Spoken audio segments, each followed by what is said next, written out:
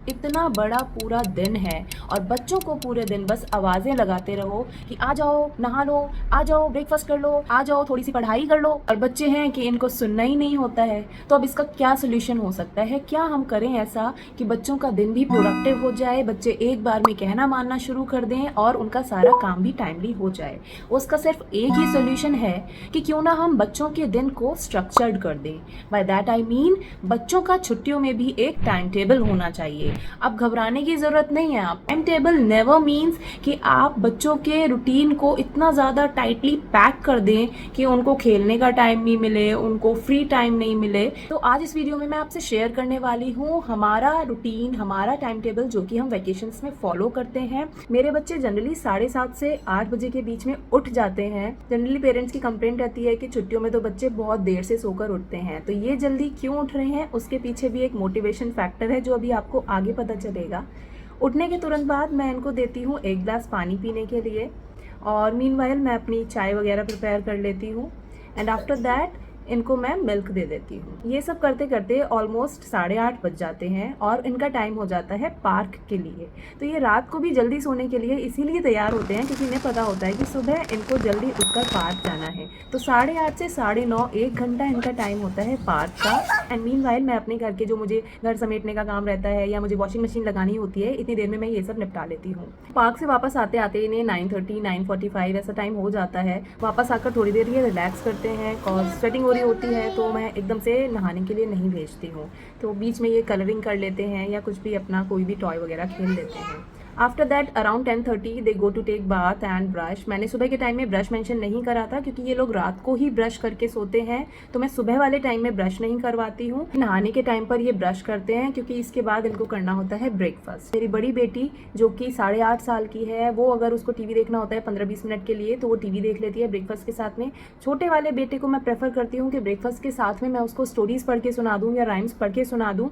इस तरीके से ये लोग ब्रेकफास्ट करते हैं एंड 11:15 बजे तक 11:15 तक इनका ब्रेकफास्ट ओवर हो जाता है। अगेन देन 15 मिनट्स का ब्रेक होता है और उसके बाद हमारा शुरू होता है study time just for 1 hour. So इस वाले आवर में भी ट्राई कि मैं अपनी बेटी को जो भी सिलेबस अब वेकेशंस के बाद स्टार्ट होने वाला है वो सिलेबस मैं उसको पहले से ही थोड़ा थोड़ा 1-1 2-2 चैप्टर एक्स्ट्रा करा देती हूँ। और उसके बाद आती हूँ मैं अपने छोटे बेटे के पास में जो कि नर्सरी में है और उसका काफी सारा राइटिंग पार्ट स्टार्ट हो गया है। मैंने डिफरेंस नोटिस करा है इन्हीं 3 से 4 दिनों में, बिकॉज जब स्कूल टाइम होता है तो हम पे बहुत ही लिमिटेड टाइम होता है, तो सिर्फ होमवर्क कराने का काम रहता है, हम एक्स्ट्रा स्टडी नहीं कर पाते हैं और कई बार रेगुलर भी नहीं हो पाती है पढ़ाई। बट अभी 3-4 दिन से क्योंकि हम रेगुलरली बैठ रहे हैं, मैं सुबह को भी उसको करवाती हूँ थोड़ा थोड़ा काम और शाम के टाइम भी हम कुछ और एक्टिविटीज़ करते हैं, उसका बहुत इंटरेस्ट डेवलप हो गया है पढ़ाई में। 1 आवर के स्टडी टाइम के बाद में इनका हो जाता है अब फ्रूट ब्रेक। फ्रूट ब्रेक के बाद में ये मेरे एंड से फ्री होते हैं, इनको जो करना होता है वो करते हैं, खेलते हैं, लड़ते हैं, सब काम होते हैं। एंड अराउंड 2 to 2:30 PM हम लोग लंच कर लेते हैं। देयर आफ्टर मिनी ब्रेक होता है, सब लोग सोते हैं दोपहर में, मैं नहीं सोती हूँ क्योंकि मैं वीडियो बना रही हूँ। अराउंड 5 ये लोग उठ जाते हैं एंड देन इवनिंग ब्रेकफास्ट करने के बाद में मेरी बेटी जाती है स्विमिंग क्लास के लिए which is for 6 PM to 7 PM। तो मैं उसको लेकर जाती हूँ, छोटा वाला बेटा भी मेरे साथ में जाता है, तो हम लोग जाते हैं। वापस आते आते हमें 7:30 बज जाते हैं and after relaxing for a while उसके बाद हम हाफ एन आवर दोबारा से हमारा स्टडी टाइम होता है। बट इस वाले टाइम में मैं बहुत ज़्यादा पढ़ाई नहीं करवाती हूँ बिकॉज स्विमिंग टायरिंग हो जाता है थोड़ा सा, तो इस टाइम में वो अपनी कुछ भी क्राफ्ट एक्टिविटी वगैरह, समर वेकेशन की जो एक्टिविटीज़ आजकल मिली हुई हैं उससे रिलेटेड एक्टिविटीज़ कर लेती है। और मैं अपने बेटे को भी, उसको जैसे फोनिक्स में आजकल बहुत इंटरेस्ट आ रहा है तो पिक्चर रिलेटेड एक्टिविटीज़ वगैरह मैं उसको इस टाइम में करवाती हूँ। Then around 8:15 they have their dinner करने के बाद में ये लोग मेरे तरफ से फ्री हैं, बट उनमें से पहले 15 मिनट्स मैं रीडिंग टाइम ज़रूर रखती हूँ। किसी दिन मिस हो जाए तो बात अलग है, लेकिन कोशिश मेरी ये रहती है कि 15 मिनट्स का रीडिंग टाइम ज़रूर होना चाहिए। तो इस वाले टाइम में मेरी बेटी चाहे तो कुछ भी अपनी अलग से स्टोरी बुक्स या फिर रामायण इस तरीके की बुक्स पढ़ लेती है, अदरवाइज अगर उसको अपनी कुछ स्कूल बुक, टेक्स्ट बुक पढ़नी होती है वो पढ़ लेती है। मैं टोटली उनके ऊपर छोड़ देती हूँ क्या उनको रीड करना है।